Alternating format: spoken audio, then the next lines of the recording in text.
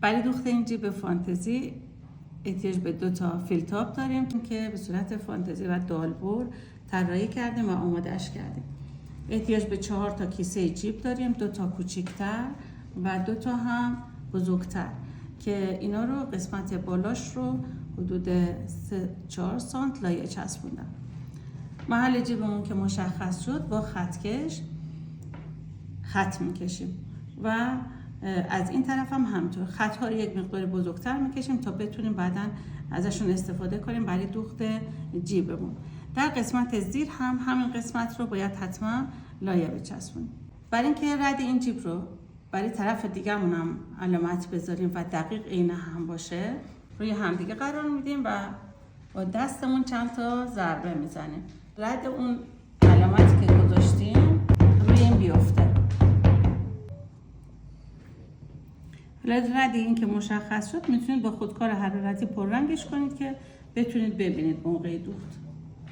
طرف بالای جیب باید کیسه بزرگ رو قرار بدیم، طرف پایین فیل تاپ و کیسه کوچیک رو.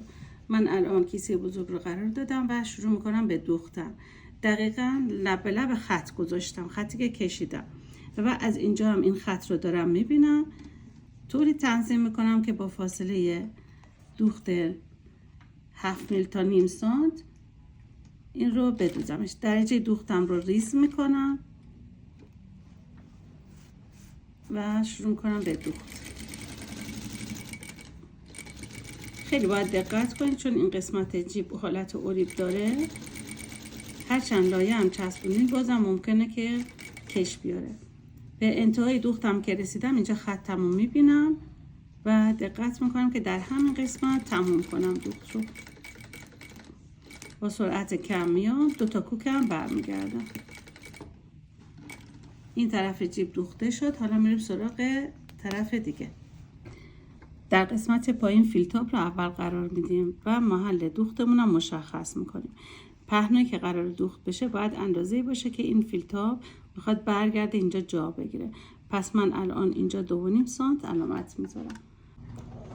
با گونیا که روی این دوخت قرار میدم اینجا رو مشخص میکنم. این میشه محل دوختمون و پهناش هم 2.5 سانته که بعدم من قرار این 2.5 سانت رو اونجا برگردونم جا بشه.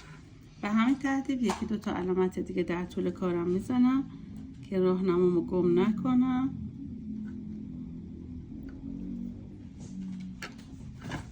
و در انتها هم محل دوختم رو مشخص میکنم. اینجا به انتهای کار که سرکوب باید محکم بشه. حالا میدوزمش. اینجا سر نخو نگه میدارم. 1-2 تا کوک میام جلو و 1 دونه میرم عقب که سرکوب کاملا محکم باشه. دوخت رو انجام میدم.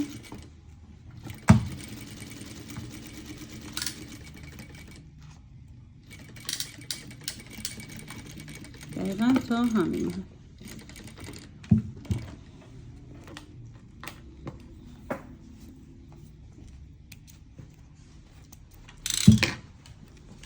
حالا برمیگردونم از این قسمت، از قسمت پشت کیسه جیب رو مطابق با این میدوزمش.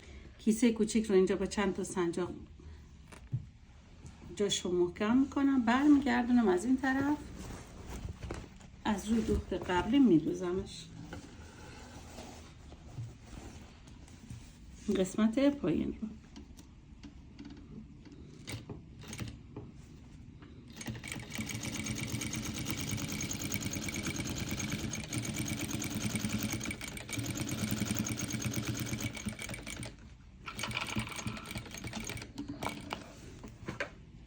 حالا به این صورت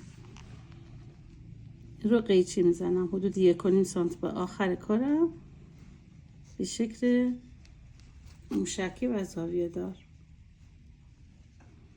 این رو قیچی میزنم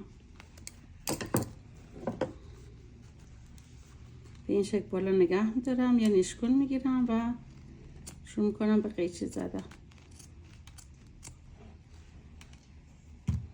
دقیقاً تا نوک جایی که دوخت انجام دادم قیچی میزنم. بعد قیچی شما کاملا تیز باشه.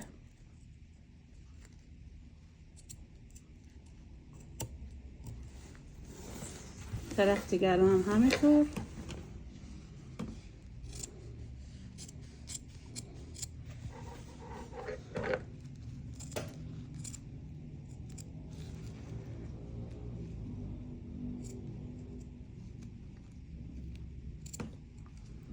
و تمام قسمت های کیسه ها رو میکشم بیرون. سنجاق رو در میارم.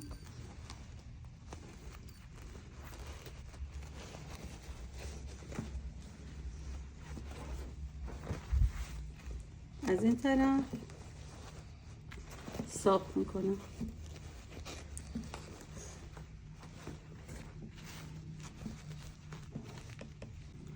وقتی از روی راسته قیچی میزنیم، از وسط که میایم مثل همون علامت ها این فیل تاپ رو دیگه نمیگیریم و کیسه جیب رو مواظبیم که نیاد، فقط تا محل دوختمون یه چرت میزنیم. و این طرف رو هم به همین صورت دقیقا تا نزدیک جای دوخت. از پشت کار بهتر دیده میشه و شما راحت تر میتونید قیچی بزنید این قسمت رو. فقط باید حواستون باشه که فیل تاپ و کیسه جیب رو نگیرید.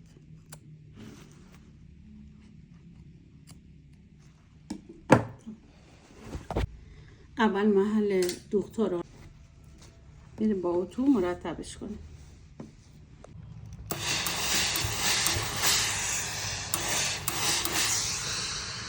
سعی میکنیم نکشیم و اتوش کنیم.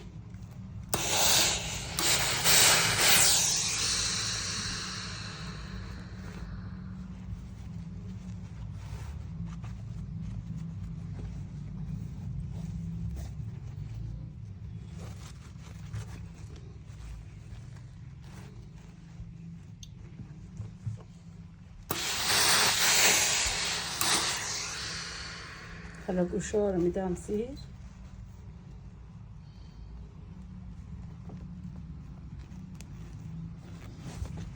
بعد اتو میکنم.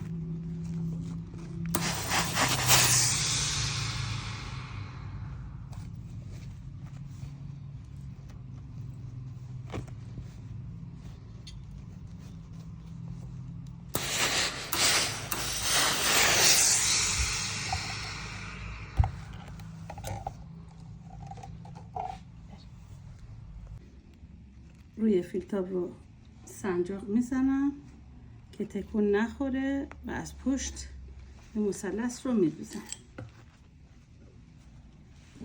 خط اتویی که انداختم بهم میگه که کجا رو چرخ کنم.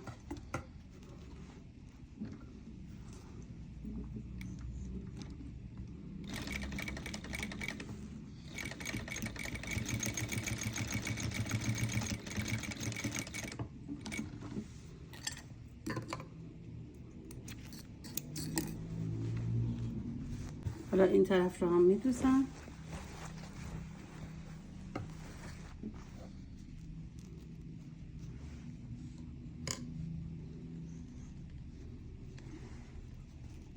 خط اتویی که انداختم بهم میگه که کجا رو بدوزم.